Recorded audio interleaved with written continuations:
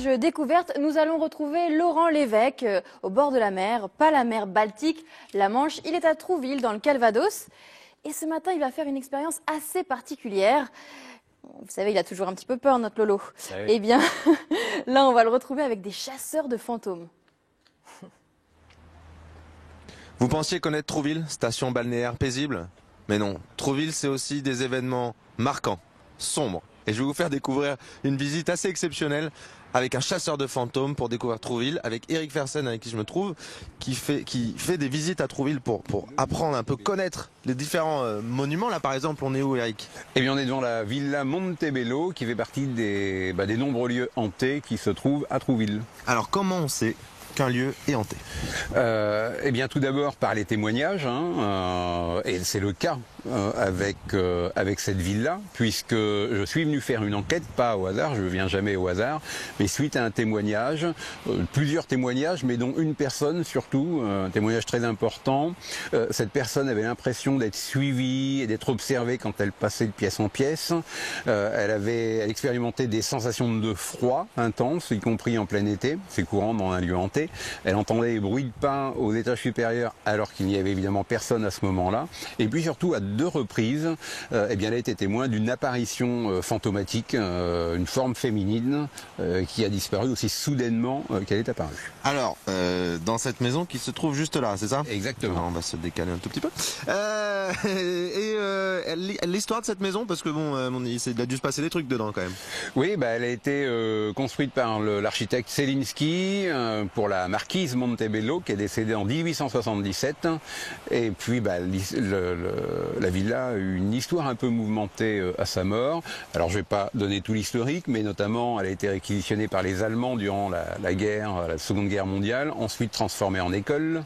Et puis en 72, c'est devenu un musée, ce qu'il est encore aujourd'hui. D'accord, on est sur un gros scénar de film d'horreur là, pour l'instant. Donc, voilà. Et comment est-ce que... Alors t'apprends, il y a ce témoignage, et toi tu te dis, tiens, je vais aller voir tranquillement s'il y a des petits fantômes, c'est ça? Voilà, exactement. Et puis pour ça, je m'aide, alors d'abord de mes ressentis, parce que je suis insensitif. J'ai cette capacité de les percevoir, de les ressentir, de les entendre, de les voir même. Mais j'utilise aussi toute une gamme d'appareils scientifiques et d'autres qui le sont un petit peu moins, qui me permettent de détecter non pas les fantômes, mais les anomalies permettant eh bien, de tabler sur une présence de fantômes. Qui serait liée à la présence de fantômes. Alors là tu vas me sortir l'instrument. En fait l'idée c'est de ne pas prouver qu'il y a des fantômes, mais prouver qu'il y a des variations, des fluctuations d'énergie ou ce genre de choses qui pourraient dire qu'il y a des fantômes. Mais tout à fait. En fait, tous les paramètres, tout ce que je vais capter avec mes ressentis, avec les appareils et que je vais recouper avec les témoignages, eh bien, va nous donner si oui ou non le lieu est hanté. C'est un peu comme une enquête policière en fait.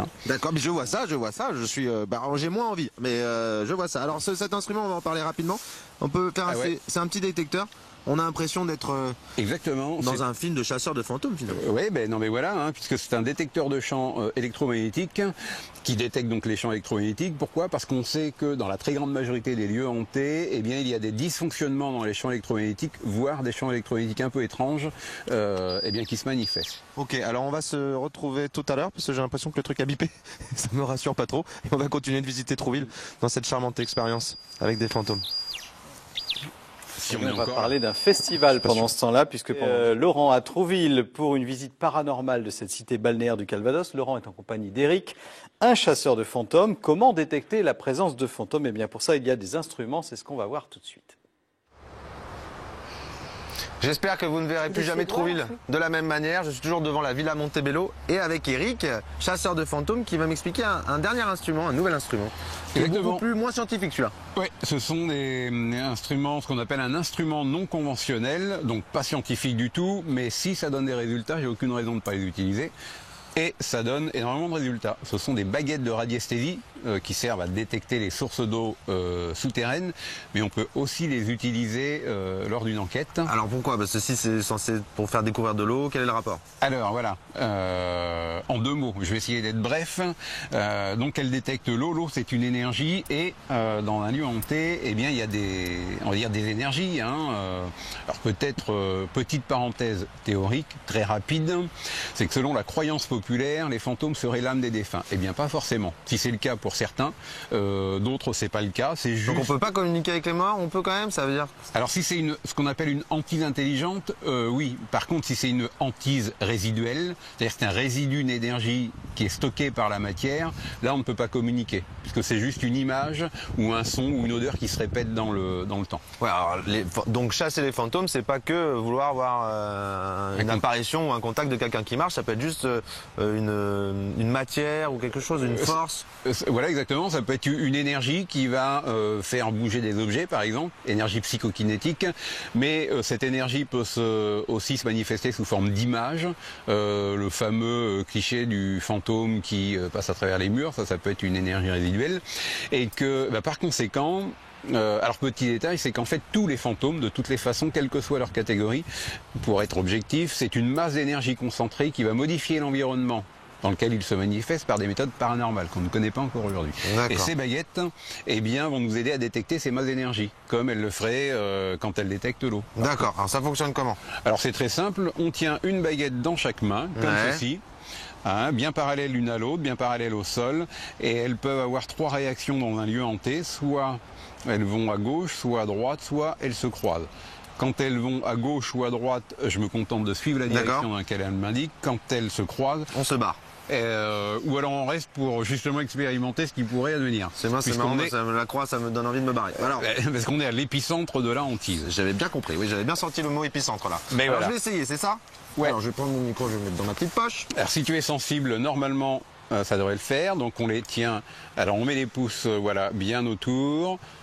Voilà, bien parallèles. Alors on les serre pas trop surtout. C'est pas trop serré. Hop, là c'est bon, là un petit peu, voilà. Ouais. Et on va faire un petit test. J'ai là une petite bouteille d'eau. Et si tu es sensible, bien normalement, quand je vais passer la bouteille d'eau sous les baguettes, elle devrait se croiser. Alors, hop là. Ok, on va voir si je suis sensible là. Voilà.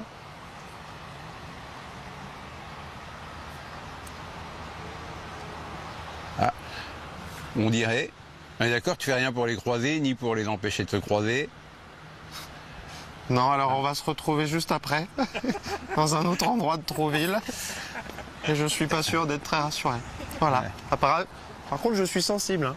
Ça, c'est bien. Ben voilà. Voilà. Donc tu pourrais expérimenter, tu pourrais peut-être voir, percevoir les fantômes dans un lieu. Je suis sensible, je suis un garçon sensible. Merci Eric. Non, il est sensible, il est même magnétique là. En tout cas, il détecte les fantômes. En attendant, on va retourner voir les fantômes. Nous. On retourne à Trouville avec notre ami Laurent Lévesque, qui fait une visite de Trouville assez inhabituelle. Il va faire le tour des bâtiments hantés. C'est pas une attraction touristique parce qu'il est avec un véritable chasseur de fantômes, c'est vraiment son métier. Peut-être que je suis toujours à Trouville, peut-être que je n'y suis jamais allé, peut-être que c'est dans votre tête que nous nous trouvons à Trouville, mais en tout cas c'est l'énigmatique expérience, c'est de visiter Trouville à travers les sensations et les expériences que tu as faites ici, Eric. Alors ici on est devant quel bâtiment? C'est un bâtiment emblématique. Et tout à fait, c'est peut-être le bâtiment le plus emblématique de Trouville, c'est le fameux hôtel des Roches Noires, construit en 1866 par l'architecte Crépinet, et il faut savoir qu'à l'époque c'était peut-être l'hôtel le plus moderne, le plus confortable, le plus luxueux de absolument toute la côte. Il n'y avait pas d'équivalent à l'époque, et pour cette raison, c'était le lieu de villégiature de la grande bourgeoisie, des milliardaires américains, de l'aristocratie, des célébrités, puisque de nombreuses célébrités ont séjourné ici. Alors ça va pas durer longtemps, puisque malheureusement il va être transformé en hôpital militaire en 1939. Ah là on commence à arriver sur le moment où ça va être du lourd. On va arriver sur le lourd. Et puis il a été réquisitionné par les Allemands durant la Seconde Guerre mondiale, qui vont entièrement le piller. Et quand ils vont partir, ils vont laisser que des murs, le toit, enfin il n'y aura plus rien. Mais il va retrouver son activité hôtelière, il va renaître de ses cendres grâce à des efforts titanesques. Ça ne va pas durer longtemps, puisqu'en 1959, il est revendu, il est découpé en appartements, c'est ce qu'il est aujourd'hui. Et c'est à cette époque que diverses célébrités vont acheter leur appartement ici. On peut citer Marguerite Duras, par exemple, mais pas seulement.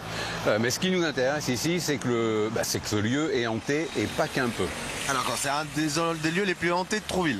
Exactement. Et pour bien te l'expliquer, on va passer de l'autre côté de la bâtisse, comme ça je vais pouvoir te montrer où les choses se sont passées. D'accord, alors là moi je suis avec votre prénom. Paul. Paul, bonjour Paul. Alors Paul, est-ce qu'on connaissait Trouville, on vient de Trouville? Je connais Trouville, mais je savais pas que Orange Noir c'était hanté, je découvre. Alors c'est une façon. Comment on trouve cette visite un petit peu complètement différente? Est-ce que c'est sympa, flippant, intéressant? C'est tout ce que vous venez de dire. C'est surtout flippant. Je ne vais plus voir les choses de la même manière maintenant. Ah, mais en même temps, tu fais quand même c'est quand même une expérience historique, quoi. Tu expliques un peu ce qui s'est passé, donc les gens apprennent quand même sur l'histoire. On n'est pas que sur les fantômes. Ah bah oui, heureusement, hein. Il y a l'historique, parce que de toutes les manières, pour bien connaître, pour bien faire une carte de fantôme, il faut reconstituer le passé, l'histoire du lieu. Voilà, même le bruit du portail est avec nous. Voilà. Et Paul, elle a eu un peu peur, Paul. Oui, oui. Vous savez, Paul, elle est dedans. Hein? Mais vous aussi, je crois. Oui, alors moi, je suis hyper flippé. Hein. Eh ben oui, Moi, je le ressens. Ah oui, moi, ça me fait peur. Ça coûte combien, ce petit tour? Eh ben, c'est 10 € par personne, et puis il y a des tarifs réduits pour les familles. 10 € par personne, les tarifs pour les familles. En plus, c'est pas fini, donc on va se retrouver de l'autre côté du bâtiment pour les histoires un petit peu angoissantes, flippantes. Voilà. J'ai pas vraiment hâte d'y aller, Mais il n'y a pas le choix. Hein. Mais il n'y a pas le choix, voilà. Il a jamais Il est hâte comme ça, de- Eric. Hein. Il n'y a pas le choix. Il n'y a pas le choix. Et c'est l'heure de retourner faire Ah oui. un tout dernier détour à Trouville, où Laurent Lévesque est toujours en compagnie d'un chasseur de fantômes. Et visiblement, il s'en est passé des choses dans les vieilles bâtisses de Trouville. Visiter Trouville avec l'énigmatique expérience, c'est se rappeler que nous sommes des poussières et que nous retournerons poussière. Et je suis toujours avec Eric. Eric, raconte-moi un peu ce qui s'est passé à l'hôtel des Roches Noires.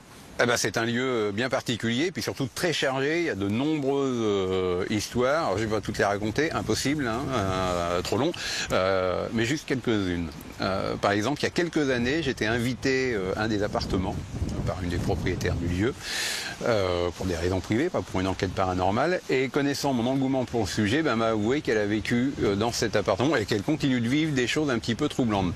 Par exemple, régulièrement, elle sentait une présence derrière elle qui était souvent accompagnée d'un souffle, d'une respiration. Et un soir, alors qu'elle était occupée à écrire, elle va ressentir cette présence beaucoup plus fortement que d'habitude et surtout, elle va entendre une respiration juste à côté d'elle, à gauche. Alors évidemment, elle n'ose pas se retourner. Non, personne n'ose, non? Ben non. Elle jette juste un regard en coin, comme ça, à gauche, et là, s'aperçoit qu'il y a quelqu'un ou quelque chose, en tout cas une masse noire, qui est debout à côté d'elle. Elle fait un bond en arrière, surprise évidemment. Le temps de se retourner, eh bien cette chose avait totalement disparu. D'accord, alors on va filmer les gens là parce qu'ils sont complètement flippés. Je veux dire, voilà, là ils sont en train de se dire Trouville, voilà, Trouville à zéro quand même, comme on dit. Oui. Et là c'était cet appartement juste là. Alors oui effectivement, alors cet appartement assez étrange là, sur le balcon, puisque une personne qui était de passage à Trouville, c'est la première fois qu'elle visitait Trouville, elle a aperçu lors de cette visite un homme assez curieux, avec des moustaches à l'ancienne, il avait l'air complètement absent, il avait l'air complètement frigorifié alors qu'il faisait très chaud ce jour-là, et cet homme a disparu soudainement devant ses yeux, complètement, en quoi, à l'espace d'une seconde, et les volets étaient fermés, hermétiquement clos, donc impossible de sortir par l'une des fenêtres. D'accord, alors là quand tu apprends ça, qu'est-ce qui se passe? Ah ben, j'ai fait une enquête, hein, j'ai fouillé, qu'est-ce que ça aurait pu être, et puis j'ai fait appel aussi à certains médiums, et eh bien il se trouve que ça pourrait être le fantôme d'une personnalité très connue qui logeait ici à l'hôtel des Roches Noires et qui justement louait cette chambre. Et qui louait toujours cette chambre. Et qui louait toujours cette chambre. Et voilà, si vous voulez savoir qui est cette personne énigmatique, venez faire l'énigmatique expérience. C'est toutes les vacances scolaires. C'est à Trouville et c'est une façon vraiment originale de découvrir la ville. J'espère que ça vous aura plu, ça vous aura donné envie de venir. Et puis je vous dis à bientôt. Voilà, eh ben, à bientôt ou à jamais. Non, à bientôt. Venez, ayez confiance. Ce reportage n'aura jamais existé. Tout ça est dans votre tête. On n'existe pas d'ailleurs. Nous ne sommes rien. Nous ne sommes pas à Trouville. Nous ne sommes pas à Trouville. Nous ne sommes pas sur France 3. Tout ça, c'est une illusion. La télé n'existe pas. Tout ça est dans votre tête. D'ailleurs, vous n'existez pas. Personne n'existe. Vous ne regardez pas la télé là en ce moment. Il n'y a pas de télé. Où on vous parle.